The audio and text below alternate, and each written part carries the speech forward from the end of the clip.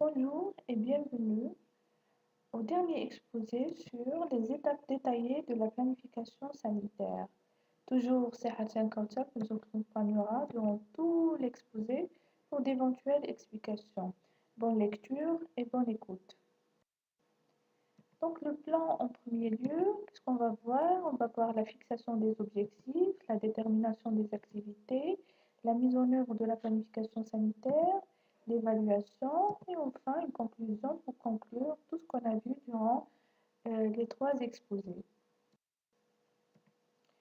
La première des choses, c'est la fixation des objectifs. Tout d'abord, qu'est-ce qu'un objectif?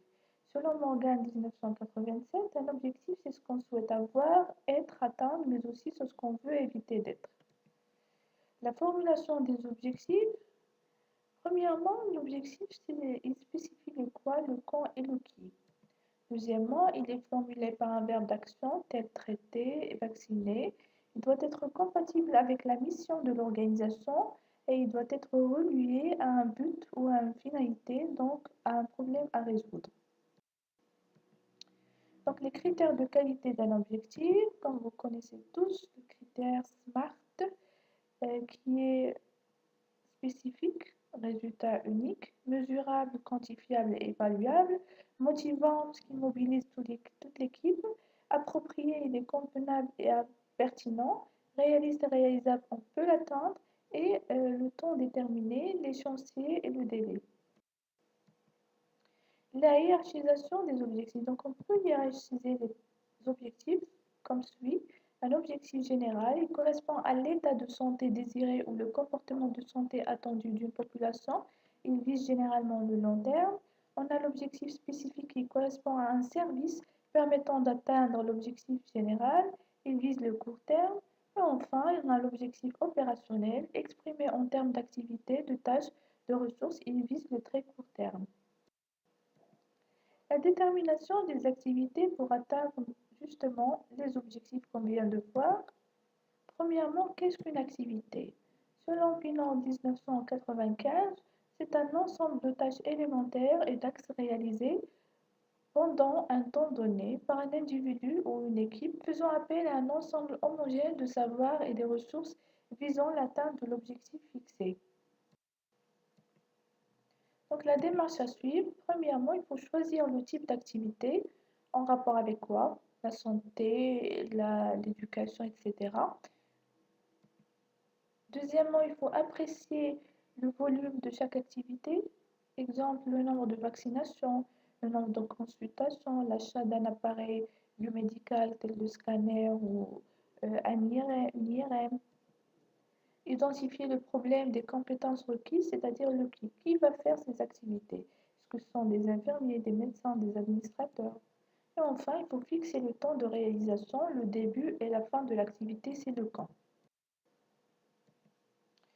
Donc, pour agencer ces activités, il y a le diagramme de Gantt qui est un outil performant, très efficace pour représenter visuellement l'état d'avancement des différentes activités ou tâches qui constituent un projet. Donc, plus d'informations sur ce diagramme, il est important de le connaître. Il faut voir la rubrique lien. Vous allez trouver une vidéo très explicative sur ce diagramme. Donc, la prévision des ressources requises. Traduire les activités en ressources, c'est-à-dire pour chaque activité, j'aurais besoin de quelles ressources? Ressources humaines, infirmiers, médecins, administrateurs, ressources financières, budgétisation des activités, ou ressources matérielles, équipements médico-techniques, médicaments, mobilité grâce à les ambulances, etc. Fonctionnement, désigner le responsable de chaque activité, identifier les préalables de chaque activité, anticiper les contraintes de mise en place de mécanismes et coordination et de supervision. La mise en œuvre de la planification sanitaire. Démarrage, c'est un moment tant attendu. Il faut vérifier sur un petit échantillon car il peut y avoir des surprises. On ne peut pas tout prévoir. Puis le lancement du plan d'action et sa large diffusion.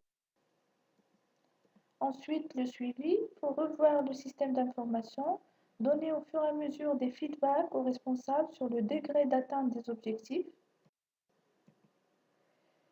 Enfin, l'évaluation. C'est quoi d'abord une évaluation? C'est porter un jugement de valeur sur toute l'intervention.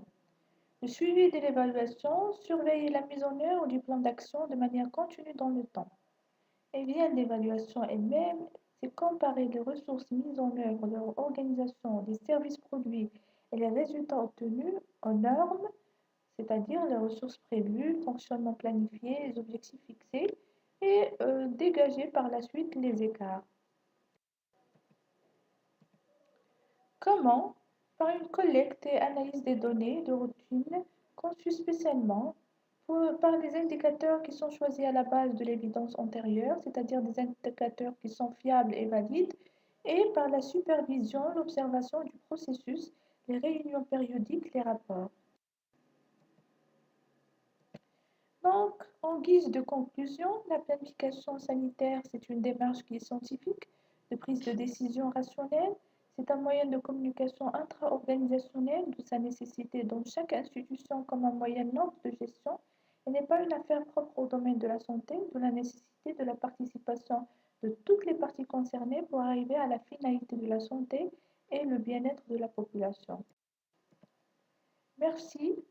Merci de votre patience. J'espère que vous avez bénéficié de ce cours et que vos tests vous passeront dans les meilleures circonstances. Merci beaucoup et à la prochaine.